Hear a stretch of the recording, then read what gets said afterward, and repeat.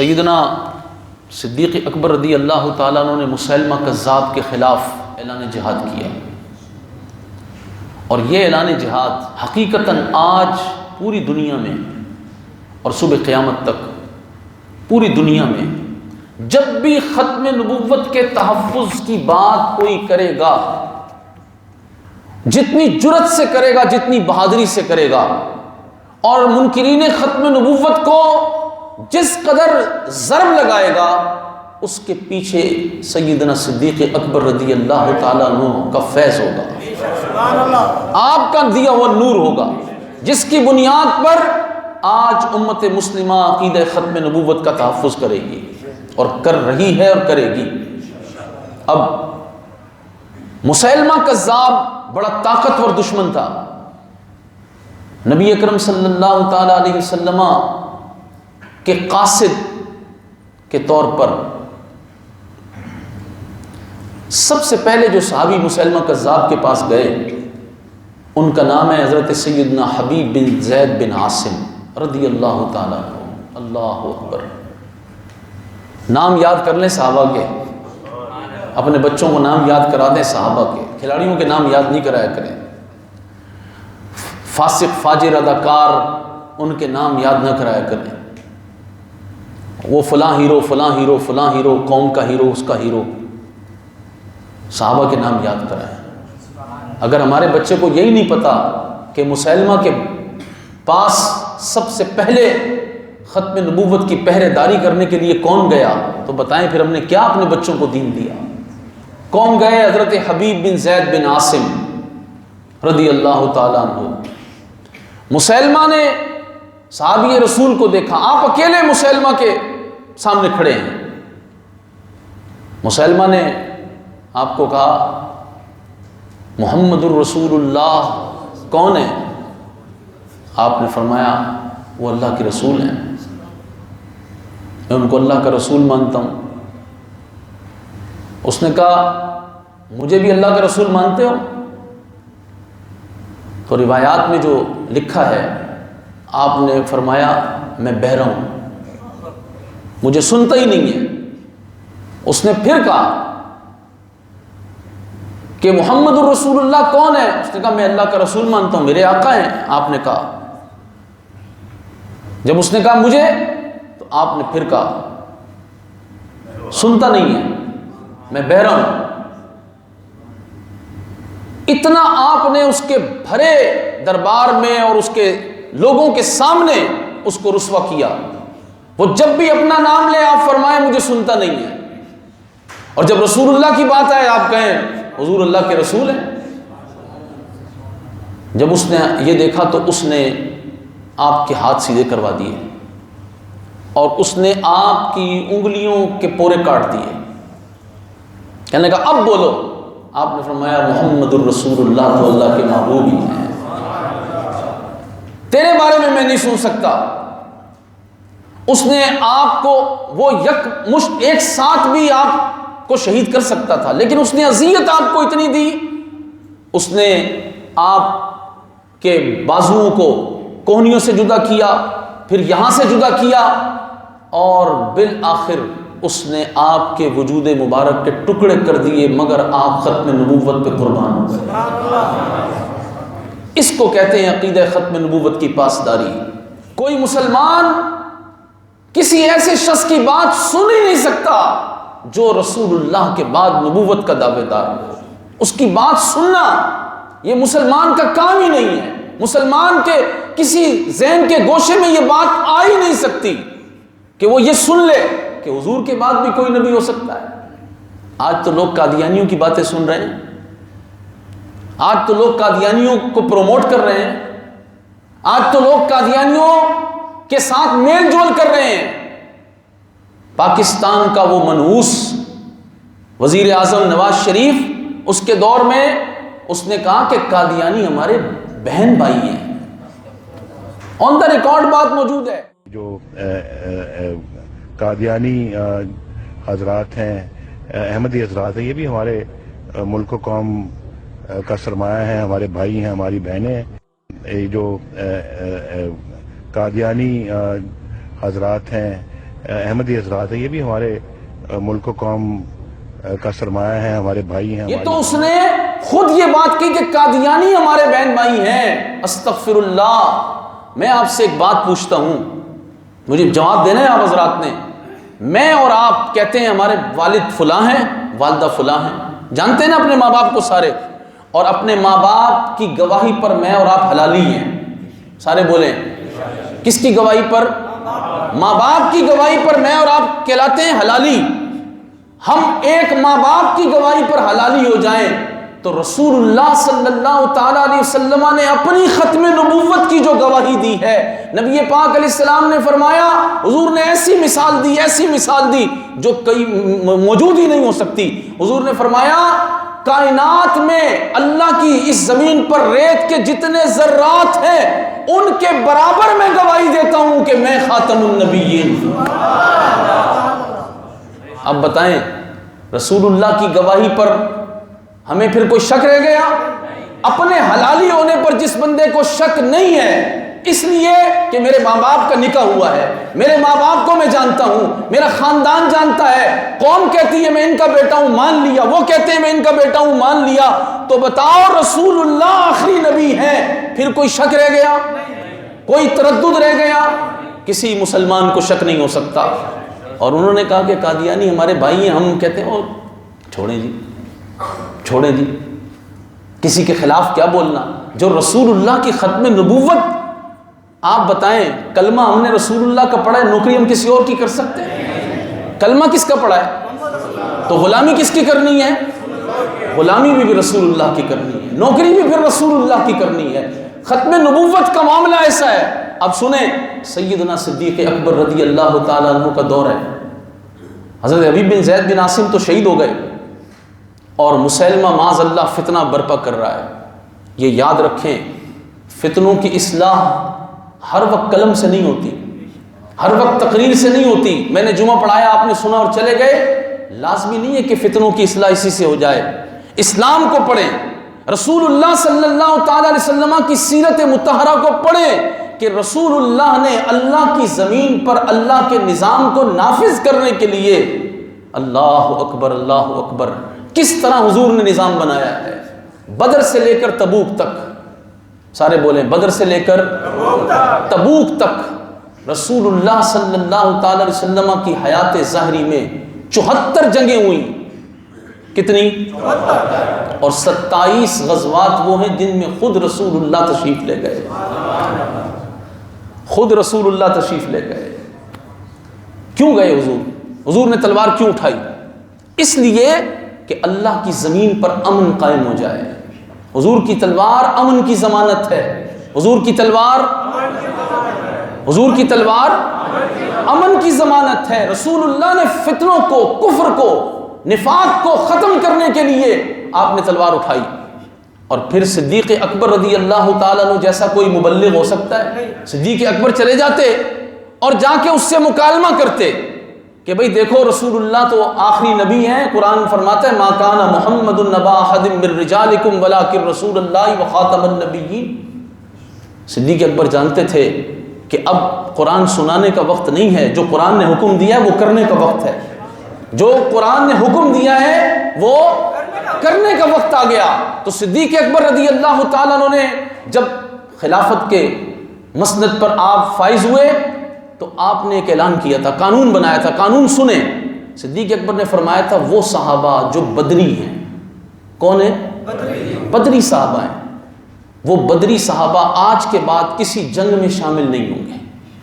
وجہ یہ تھی کہ یہ وہ اہل اسلام ہیں کہ جو شروع سے رسول اللہ کے ساتھ غزوات میں گئے، تو اب ہم ان کی زیارت کریں گے، یہ بزرگ ہیں، ہم ان کی زیارت کریں گے۔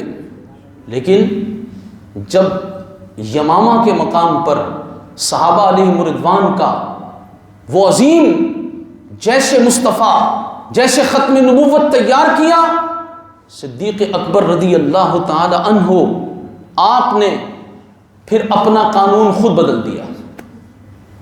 اور کیسے بدلا؟ آپ نے فرمایا بدری ہو یا غیر بدری، بدری ہو یا غیر بدری، بینا ہو کہ نابینا، اللہ اکبر، بینا ہو کہ نابینا، آپ نے فرمایا سب یمامہ جائیں گے۔ اور بعض روایات کے مطابق یہ ہے کہ 24,000 کا لشکر مسلمانوں کا تیار ہوا، ختم نبوت کے پروانوں کا تیار ہوا، حضور سے وفاداروں کا تیار ہوا، رسول اللہ پہ جان دینے والے جان نثاروں کا یہ قافلہ تیار ہوا۔ اور اس قافلے میں کون کون ہے؟ خود سیدنا صدیق اکبر بھی چاہتے تھے کہ میں بھی جاؤں، لیکن آپ کو حضرت علی المرتضیٰ نے روکا، آپ کو حضرت علی المرتضیٰ نے روکا۔ خود آپ چاہتے تھے میں بھی جاؤں، لیکن آپ نے اس سے پہلے 2 لشکر بھیجے تھے مسلمہ کی طرف، ایک حضرت سیدنا اکرمہ ان کی سربراہی میں بھیجا، اور ایک حضرت شرحبیل بن حسنہ کی سربراہی میں بھیجا۔ وہ 2 لشکر مسلمہ کذاب کے مقابلے میں جا چکے تھے، لیکن مسلمہ بڑا قوت والا دشمن تھا اور اس نے مقابلہ کیا۔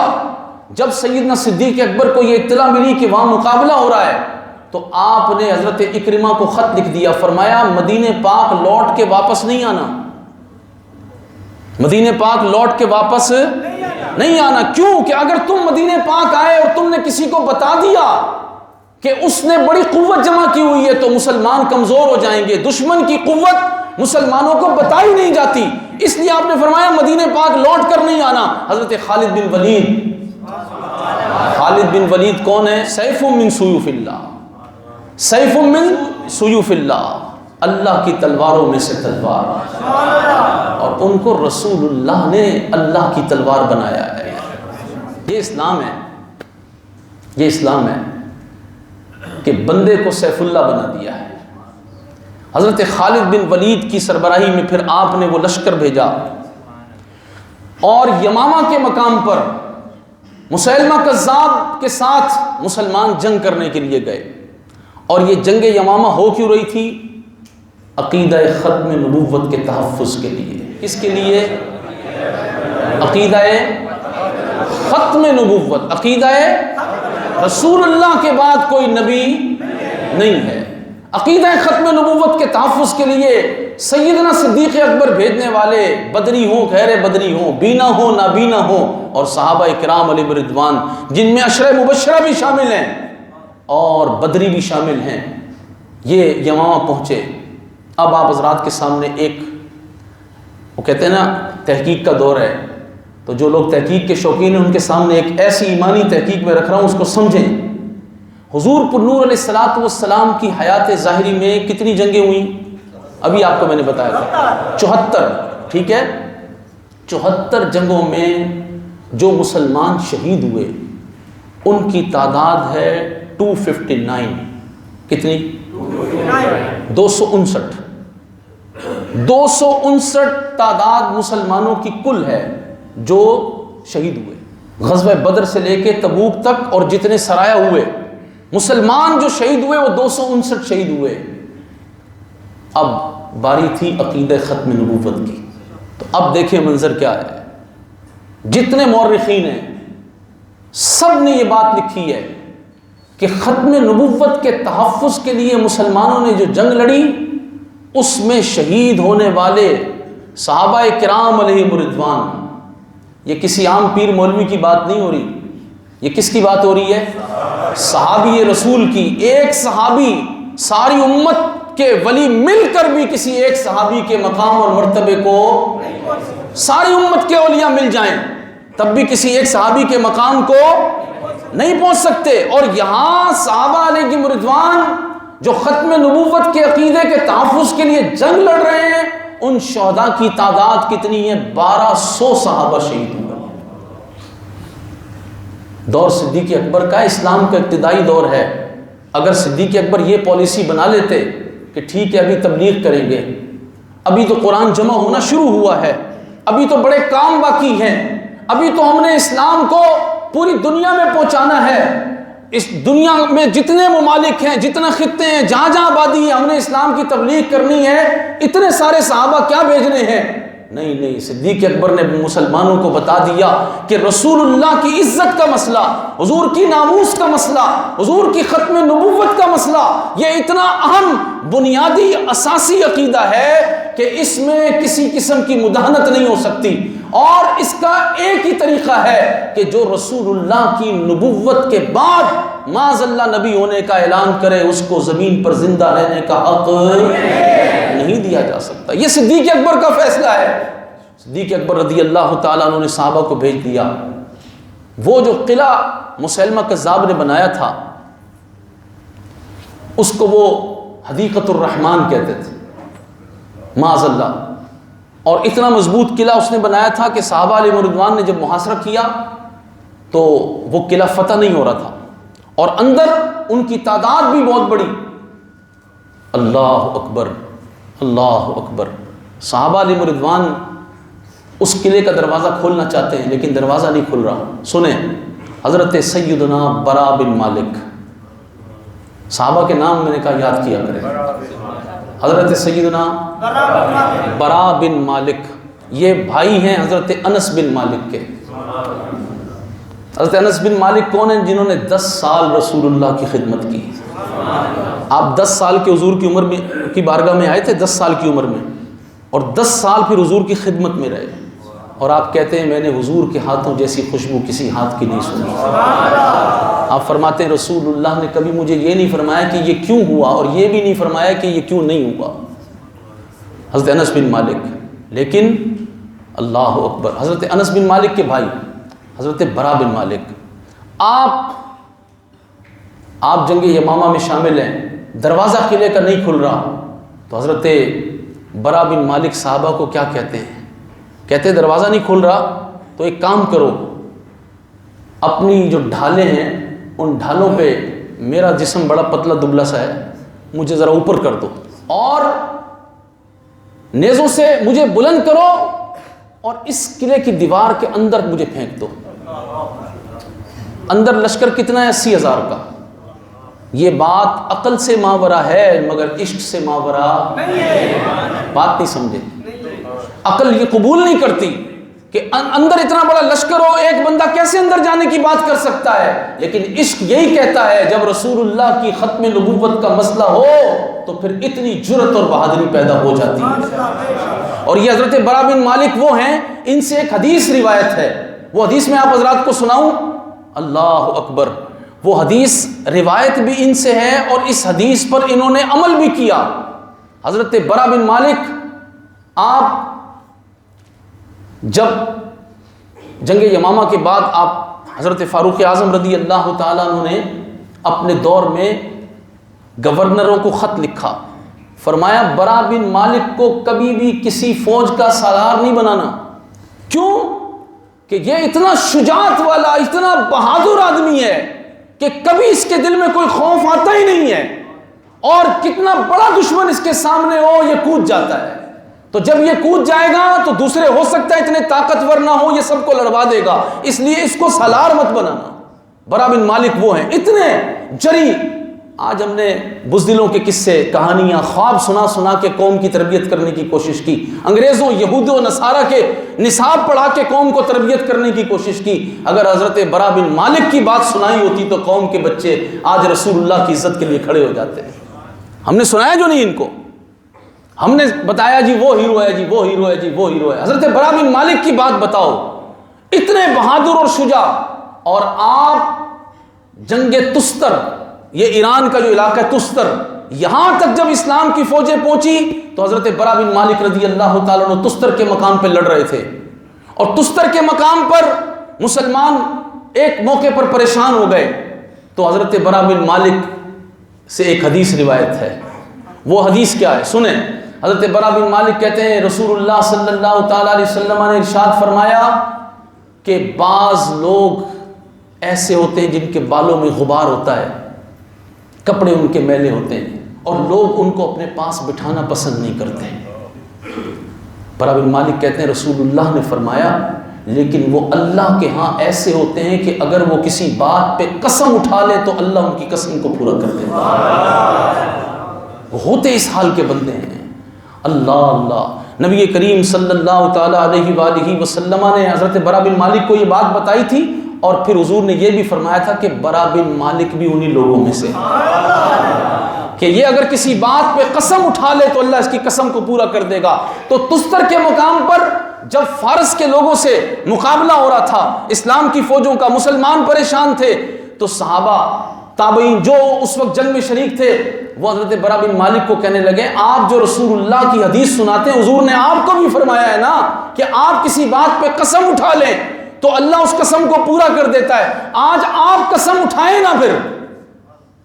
تو حضرت برا بن مالک نے پھر قسم اٹھا لی، کہا یا اللہ تجھے قسم ہے ان کافروں کا مال ہمارے حوالے کر دے۔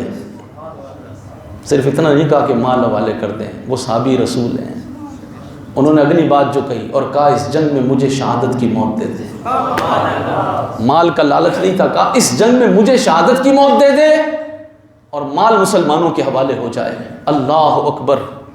جب یہ بات حضرت برا بن مالک نے اللہ کریم کی بارگاہ میں عرض کی تو حضور نے تو فرما دیا تھا یہ وہ ہیں کہ قسم اٹھا لے تو اللہ ان کی قسم کو پورا کرے گا۔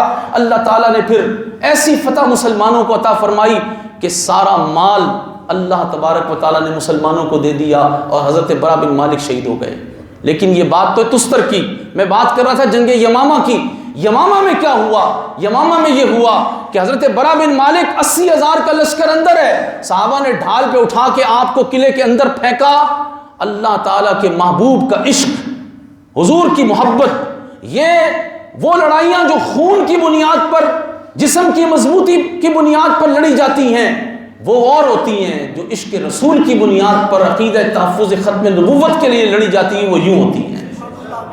حضرت برا بن مالک وہاں سے چلے اور قلعے کے دروازے تک جو مقابلے میں آیا کاٹ کے رکھ دیا، اور آپ نے قلعے کا دروازہ کھولا تو حضرت سیدنا ابو دجانہ رضی اللہ تعالیٰ عنہ پہلے ہی دروازے کے ساتھ لگے ہوئے تھے۔ حضرت ابو دجانہ کون؟ حضرت ابو دجانہ، میں بار بار کہہ رہا ہوں اپنے بچوں کو صحابہ کے نام یاد کرایا کریں، کھلاڑیوں کے نام نہیں یاد کراؤ، اداکاروں کے نام یاد مت کراؤ، صحابہ کے نام یاد کراؤ، ان کی تاریخ بتاؤ، ان کی شجاعت و بہادری بتاؤ۔ حضرت ابو دجانہ وہ ہیں کہ جب آپ جنگ بدر میں تھے آپ نے اپنے ماتھے پہ سرخ رنگ کی پٹی باندھ لی تھی، اور احد میں تھے اس وقت بھی آپ نے سرخ رنگ کی پٹی باندھ لی، تو صحابہ کہتے تھے ابو دجانہ جب سرخ رنگ کی پٹی باندھ لے تو یہ موت کی پٹی باندھ دیتا ہے۔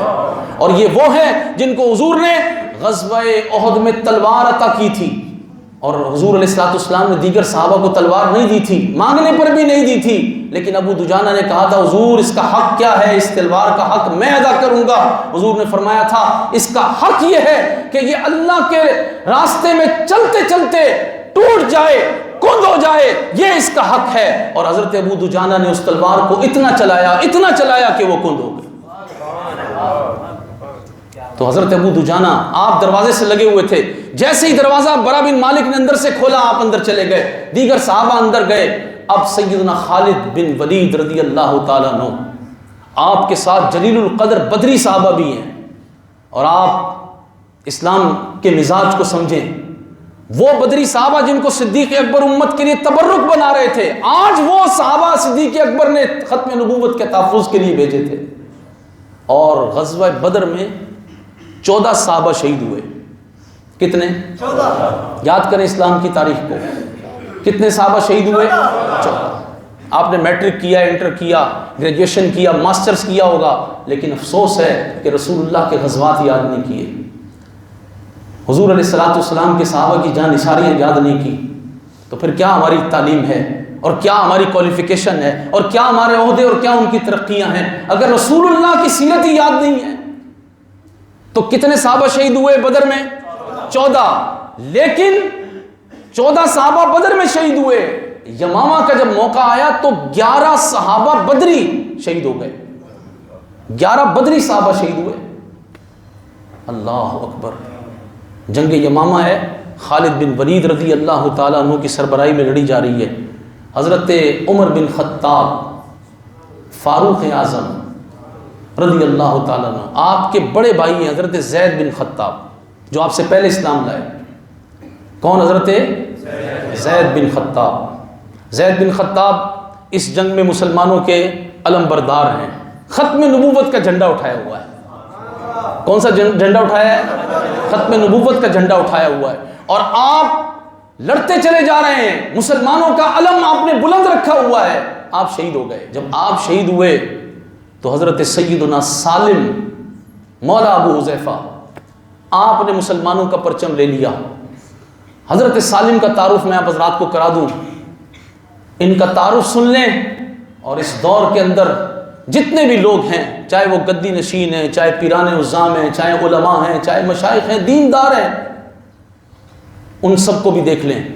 اللہ اللہ، سالم مولا ابو حذیفہ، آپ وہ شخصیت ہیں کہ ام المومنین سیدہ عائشہ صدیقہ رضی اللہ تعالیٰ عنہ آقا کریم علیہ الصلوۃ والسلام کی خدمت اقدس میں ایک دن آئیں تاخیر سے۔ حضور نے فرمایا تاخیر سے کیوں آئیں؟ کہا کہ میں قرآن کریم سن رہی تھی، کوئی مسجد شریف میں قرآن پڑھ رہا تھا، بہت خوبصورت قرآن پڑھ رہا تھا۔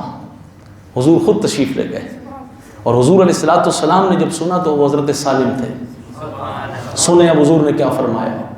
رسول اللہ نے حضرت سالم کا قرآن سنا تو اللہ کے محبوب نے فرمایا یا اللہ تیرے لیے حمد ہے کہ تو نے میری امت میں سالم جیسا قاری قرآن پیدا کر دیا۔ پوری امت میں سب سے خوبصورت قرآن کے قاری، ہمیں نام یاد ہے؟ حضرت سالم۔ حضرت سالم قرآن کے حامل، قرآن پڑھنے والے۔ اب بتائیں قرآن کا اتنا بڑا قاری ہو، میں نے پہلے کہا کہ سارے ولی مل جائیں تو کسی صحابی کو پہنچ سکتے ہیں؟ سارے جواب دیا کریں نہیں۔ اور پھر یہ قاری قرآن ہو سالم، حضرت سیدنا سالم، آپ اتنے بڑے قاری ہو کہ مدینے پاک میں بیٹھ کے قرآن پڑھتے رہتے۔ رسول اللہ نے آپ کے لیے اللہ تبارک و تعالیٰ کا شکر ادا کر دیا، آپ کو دعائیں دے دی ہیں۔ آپ صحابہ کو قرآن سناتے رہتے نہیں۔ قرآن سنانے کا وقت جب ہو تو قرآن سنایا جاتا ہے، جب ختم نبوت کے عقیدے کے تحفظ کی بات ہو تو پھر قرآن پر عمل کرنے کے لیے میدان میں اترا جاتا ہے۔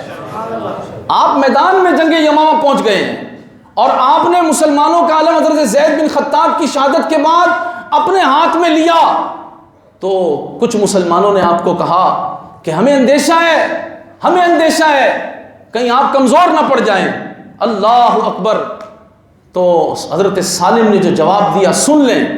حضرت سالم قاری قرآن، اس امت کا سب سے بڑا قاری، وہ کیا کہتے ہیں؟ فرمانے لگے اگر تمہیں میری طرف سے اندیشہ ہے اور کوئی نقصان ہو گیا تو پھر میں سب سے برا حامل قرآن ہوں گا۔ یہ نہیں ہو سکتا کہ میری وجہ سے عقیدہ ختم نبوت کی اس جنگ میں کوئی مسلمانوں کو نقصان پہنچ جائے۔ میرا قرآن پڑھنا یہ رسول اللہ کی ختم نبوت، حضور کی عزت کی حفاظت کے لیے ہے۔ اب دیکھنا کہ میں اس علم کو کیسے سنبھال کر رکھتا ہوں۔ اللہ اکبر۔ آپ کا ایک ہاتھ کٹ گیا تو آپ نے دوسرے ہاتھ میں علم لے لیا، دوسرا ہاتھ انہوں نے کاٹا تو آپ نے اپنی گردن کے اندر علم کا جو پرچم تھا اس کا وہ دبایا ہوا تھا اور اس کو بلند رکھا، یہاں تک کہ آپ نے جام شہادت نوش کر جب تک زندہ رہے ختم نبوت کے پرچم کو آپ نے نگو نہیں ہونے دیا۔ پھر دیگر صحابہ نے سنبھال لیا، اور مسیلمہ کذاب کے ساتھ جو صحابہ جنگ کرنے گئے، میں نے بتایا کہ 24,000 یا 27,000 کا لشکر ہے، لیکن ان میں بڑے بڑے جلیل القدر صحابہ، بدری صحابہ بھی ہیں۔ حضرت شرحبیل بن حسنہ رضی اللہ تعالیٰ عنہ بھی ان میں شامل ہیں، حضرت سیدنا ابو دجانہ بھی شامل ہیں، حضرت طفیل بن عمرو دوسی یہ ایک صحابی ہیں۔ یہ صحابی سنیں حضور سے محبت کس کو کہتے ہیں، یہ اول صحابہ میں سے جو ایمان لائے، اور کفار نے ان کو منع کیا تھا رسول اللہ کی بات نہیں سننا ورنہ تمہارے دل پہ اثر کر جائے گی۔ کہتے ہیں میں نے کانوں میں روئی رکھ لی کہ کہیں میرے کانوں میں آواز نہ آ جائے حضور کی، لیکن اللہ جب چاہے، کہتے ہیں کہ میں حرم میں تھا تو میں نے حضور کو نماز پڑھتے ہوئے دیکھ لیا، میں قریب گیا تو حضور کی آواز میرے کانوں میں آئی گئی اور میں ایمان لے آیا۔ اور ایمان لانے کے بعد پھر آپ کے حالات پر میں کبھی بات کروں گا۔ آپ جب جنگ یمامہ میں جا رہے تھے تو رات کے وقت جب صحابہ نے راستے میں پڑاؤ کیا، آپ نے خواب دیکھا، اور خواب سنیں، آپ نے خواب دیکھا، آپ کہتے ہیں کہ میں نے خواب یہ دیکھا کہ میرا سر موڑ دیا گیا ہے۔ صحابہ کو صبح خواب بیان کر رہے ہیں، کہتے ہیں میں نے خواب دیکھا میرا سر موڑ دیا گیا ہے، اور ایک عورت کا پیٹ کھلا ہے، میں اس کے اندر چلا گیا اور وہ پیٹ بند ہو گیا، اور پھر میں نے اپنے بیٹے عمرو بن طفیل کو دیکھا کہ وہ مجھے تلاش کرتا ہوا بھاگتا ہوا آ رہا ہے، لیکن وہ پیٹ بند ہو چکا ہے، وہ اس عورت تک نہیں پہنچ سکا۔ صحابہ کہنے لگے آپ نے کیا تعبیر کی اس کی؟ آپ نے فرمایا تعبیر یہ کی ہے، اور ہاں ایک خواب میں آپ نے بات یہ کہی، آپ نے فرمایا میں نے دیکھا کہ میرے منہ سے ایک پرندہ اڑ کے جا رہا ہے۔ آپ نے کہا میں نے تعبیر یہ کی ہے کہ یہ سر جو مونڈا گیا ہے اس سے مراد ہے میں شہید ہو جاؤں گا، پرندہ جو اڑا اس سے مراد ہے میری روح میرے جسم سے نکل جائے گی، کہا یہ جو پیٹ میں نے دیکھا اس سے مراد ہے میں قبر میں اتار دیا جاؤں گا، اور میرا بیٹا مجھے تلاش کر رہا ہے اس کی مراد یہ وہ بھی شہادت کا متمنی ہے لیکن اس کو اس جنگ میں شہادت نہیں ملے گی۔ آپ کہتے ہیں میں نے یہ تعبیر کی۔ اچھا تعبیر کر کے آپ کہہ دیتے میں تو مدینہ پاک واپس جا رہا ہوں، کون جائے گا؟ نہیں نہیں نہیں نہیں، یہ ختم نبوت کے تحفظ کا معاملہ ہے۔ حضور صلی اللہ تعالی علیہ وسلم سے جس نے محبت کر لی، کلمہ رسول اللہ کا پڑھ لیا، غلامی رسول اللہ کی کرنے کا دعویٰ وہ کر بیٹھا ہے، تو اب دعویٰ اس کو یوں نبھانا ہے کہ سامنے موت نظر آ رہی ہے اور خواب بھی دکھا دیا گیا، لیکن خواب بتا کر آپ پیچھے نہیں ہٹے، آپ نے فرمایا میں نے تو جانا ہے، اور پھر آپ گئے اور وہی ہوا کہ حضرت طفیل بن عمرو دوسی آپ شہید ہو گئے۔ آپ کے بیٹے شہید نہیں ہوئے، لیکن آپ کے بیٹے اتنا لڑے کہ آپ کا ایک ہاتھ جو ہے وہ کٹ گیا، آپ کا ہاتھ کٹا، اور کٹے ہوئے ہاتھ کے ساتھ آپ مدینہ منورہ آئے، اور جب حضرت فاروق اعظم کا دور آیا تو فاروق اعظم نے دعوت کر دی صحابہ علیہ رضوان کی۔ حضرت سیدنا عمرو بن طفیل وہ بھی دعوت میں موجود ہیں، ہاتھ کٹا ہوا ہے، انہوں نے ہاتھ کو لپیٹا ہوا اور ایک طرف بیٹھ گئے، دسترخوان پہ نہیں آئے کھانے کے لیے۔ حضرت عمر نے فرمایا تم ادھر کیوں بیٹھے ہو؟ انہوں نے کہا حضور میرا ہاتھ کٹا ہوا ہے، میں نے کپڑا ڈالا ہے، مجھے شرم آتی ہے۔ اللہ اللہ اللہ، سیدنا فاروق اعظم نے فرمایا ادھر آ جاؤ، فرمایا وہ ہاتھ دکھاؤ تو صحیح جو ختم نبوت پہ قربان ہوا ہے، وہ ہاتھ دکھاؤ تو صحیح، اور فرمایا جب تک عمرو بن طفیل دوسی کھانا شروع نہ کر دے کسی اور کو کھانے کی اجازت ہی نہیں ہے عمر کے دسترخوان پہ۔ یہ عزت ہے ختم نبوت کے پہرے داروں کی۔ یہاں تو لوگ کہتے ہیں یہ مولوی ایسے لگے رہتے ہیں، ان کو کیا ضرورت ہے تقریریں کرنے کی، یہ کیوں ختم نبوت کے منکرین کے خلاف بولتے ہیں؟ قادیانی اگر نبوت کا دعویٰ کر رہا ہے مرزا تو یہ کیوں کہہ دیتے ہیں ہم نے پڑھا جو سیدنا صدیق اکبر کو ہے، ہم نے پڑھا جو صحابہ کرام کو ہے، ہم نے پڑھا جو قرآن کریم ہے، ہم نے غلامی جو رسول اللہ کی کی ہے، تو پھر مرزائیوں کو کیسے ہم اپنا بہن بھائی کہہ دیں؟ مرزائیوں کو پھر کیسے ہم اس زمین پر زندہ رہنے کا حق دے دیں؟ جب رسول اللہ کے صحابہ نے نہیں دیا، جب صدیق اکبر نے نہیں دیا، تو پھر مرزائیوں کو؟ یہ تو پاکستان کی سرزمین جو اللہ کا ایک انعام ہے، اللہ کے رازوں میں سے ایک راز ہے، اور یہ اللہ تبارک و تعالیٰ کی طرف سے بہت بڑا انعام امت مسلمہ کو ملا، لیکن حکمران ہمیں ایسے نہیں ملے جو پاکستان کی قدر کو پہچانتے۔ پاکستان کی سرزمین یہ واحد سرزمین ہے، ختم نبوت کے منکرین نے اس کا انتخاب کر لیا،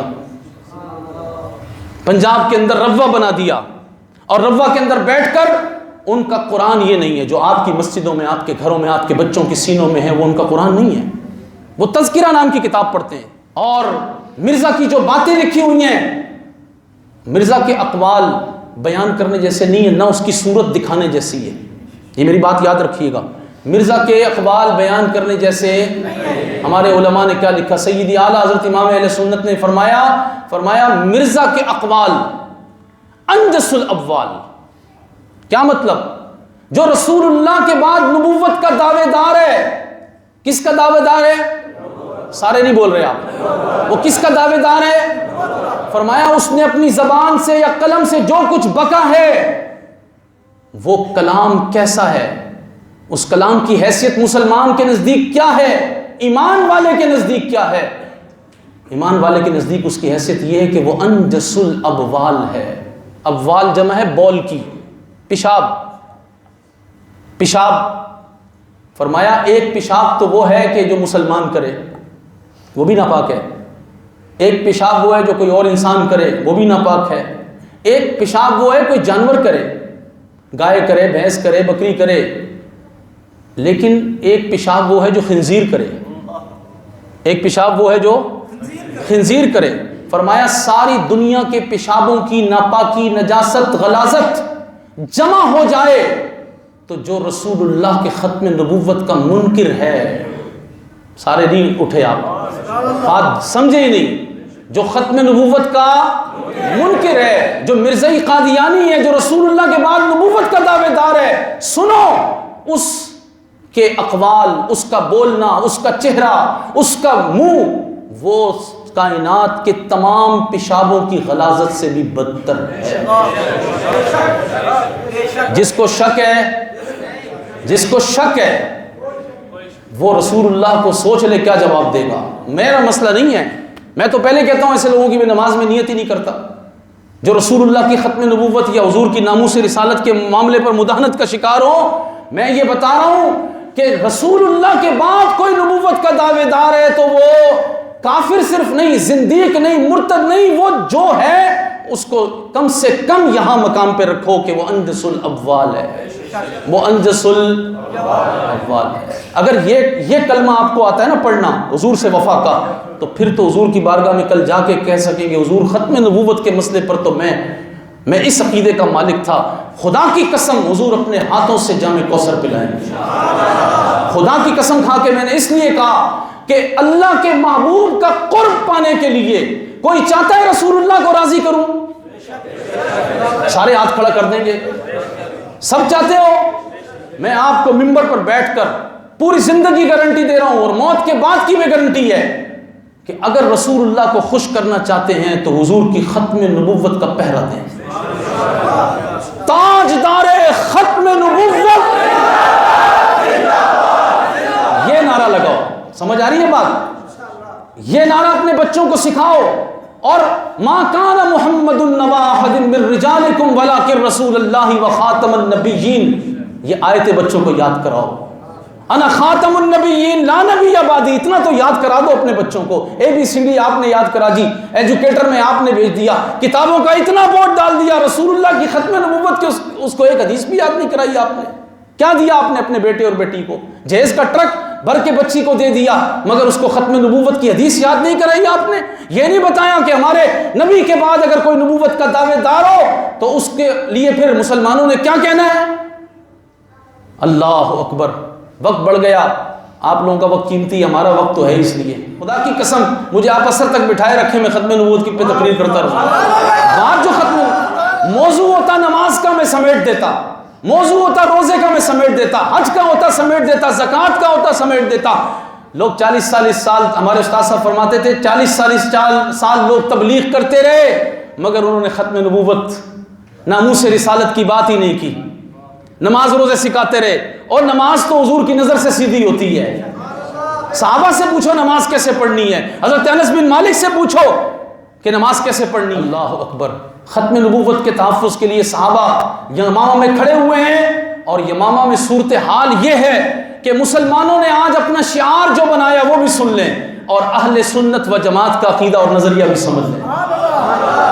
لوگ آج کہتے ہیں آپ یا رسول اللہ کہتے ہیں, مسجدوں کے اندر لکھتے ہیں. ہم نے کہا ہم نے تھوڑی کہا, یہ تو اللہ کے محبوب کے صحابہ نے کہا. ساری حدیث کی کتابوں میں دیکھ لیں, تمام مورخین نے بھی لکھا کہ اس دن مسلمانوں کا شعار کیا تھا. جنگ میں مسلمان جب ایک دوسرے کو ملانا ہو, کوئی مشکل آ جائے تو ایک شعار رکھ لیا کرتے تھے.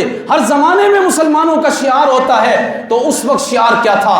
وہ جب مشکل میں آئے تو حضرت خالد بن ولید فرماتے یا محمدہ, کیا فرمایا؟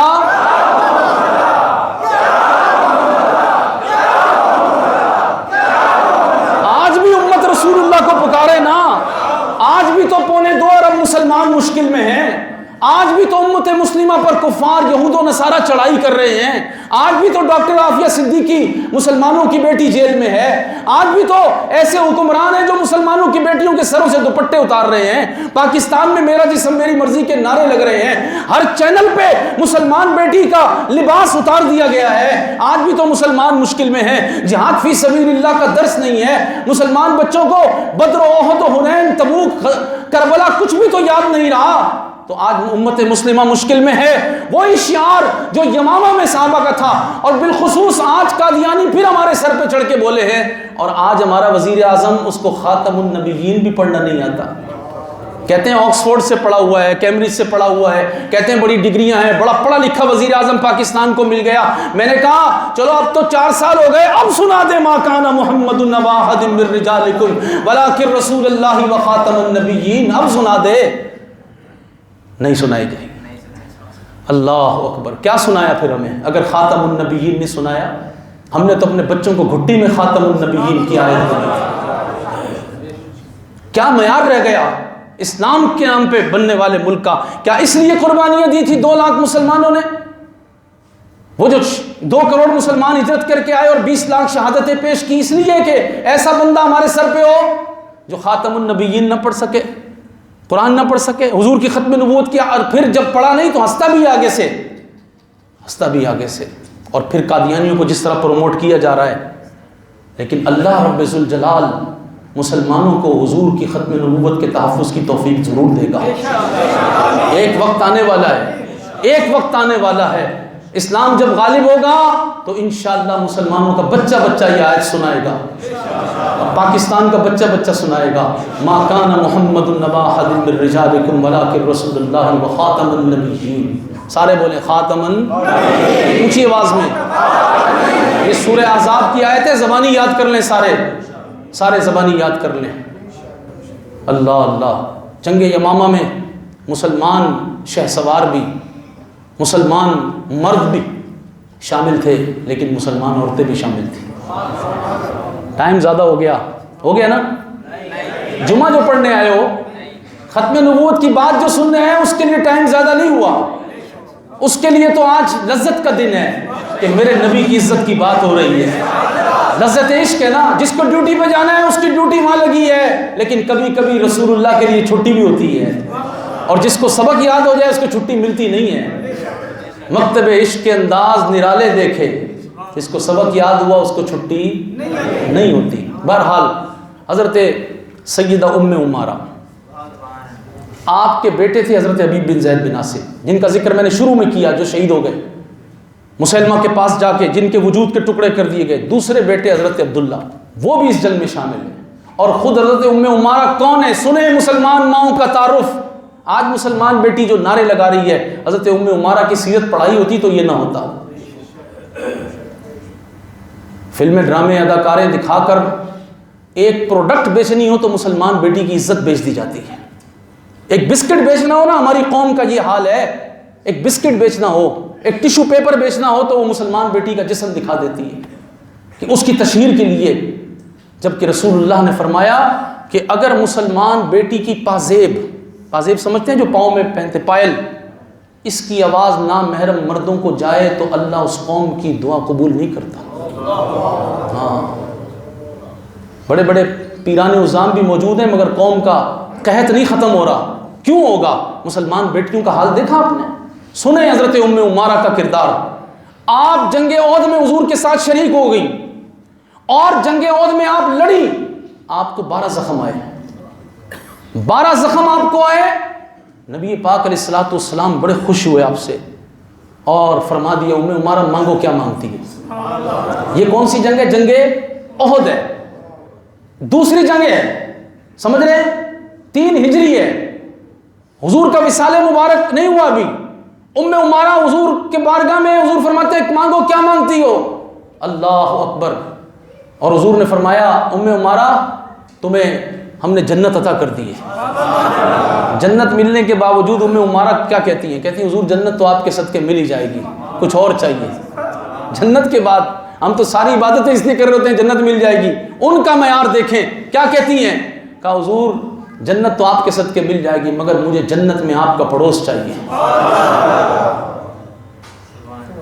اچھا، حضور نے دے دیا، حضور نے، جس کو جنت میں حضور کا پڑوس مل جائے اس کو کیا کرنا چاہیے؟ اپنے آستانے میں بیٹھے وظیفہ کرے، قرآن کی تلاوت کرے، نمازیں پڑھے۔ جنت جو مل گئی، صرف جنت نہیں ملی، حضور کا پڑوس مل گیا۔ مگر صحابہ کا معیار یہ نہیں تھا۔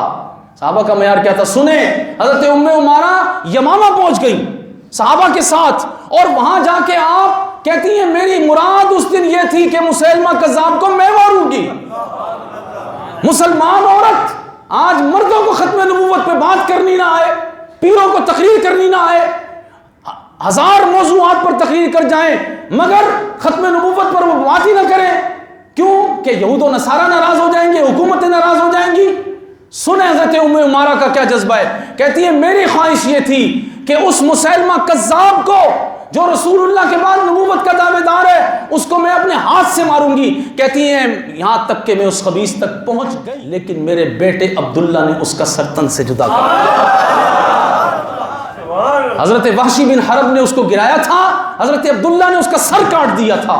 مسیلمہ کذاب کا یہ ماں ہے اور یہ بیٹے. ایک بیٹا پہلے ختم نبوت میں دے دیا, شوہر پہلے شہید ہو چکے, اور اب دوسرا بیٹا وہ ختم نبوت کا محافظ بنا ہوا ہے, اور خود کیا تمنا ہے کہ اس گستاخ کو میں نے مارنا ہے. لوگ کہتے ہیں نہیں جی آپ یہ نہ کہا کریں, یہ تو شدت کی بات ہے, گستاخ نبی کی ایک سزا. ہم نے کہا یہ تو عورتوں سے سیکھ لو, صحابیات سے سیکھ لو کہ وہ کس جذبے کے ساتھ رسول اللہ کی عزت کے پہرے دار ہیں. یہ جنگ یمامہ کا موضوع میرا بھی مکمل نہیں ہوا, انشاءاللہ تعالی اگلے جمعے کو اس کی کچھ حصہ انشاءاللہ تعالی میں آپ حضرات کے سامنے رکھوں گا. اس میں بھی بڑی اہم باتیں ہیں, اور ختم نبوت کی پاسداری پھر امت نے جو کی وہ انشاءاللہ تعالی میں نے آپ حضرات کے سامنے رکھنی ہے. اللہ تعالی مجھے آپ کو اور ہماری نسلوں کو, دعا کے لیے ہاتھ اٹھائیں, اللہ مجھے آپ کو, میری آپ کی نسلوں کو, میرے بیٹوں کو, آپ کے بیٹوں کو, ہماری بیٹیوں کو اللہ تعالی ہمیشہ رسول اللہ کی عزت اور ختم نبوت پہ قربان ہونے کی توفیق عطا فرمائے. لوگ کہتے ہیں میرا بیٹا افسر بنے, ڈاکٹر بنے, انجینئر بنے, وہ تمنا ہے آپ کی اپنی جگہ, مگر ہماری تمنا یہ ہے یا رسول اللہ میرے ماں باپ بھی, میرا مال بھی, میری جان بھی اور میری اولاد بھی آپ کے قدموں پہ آپ کی عزت کے لیے قربان ہو جائے.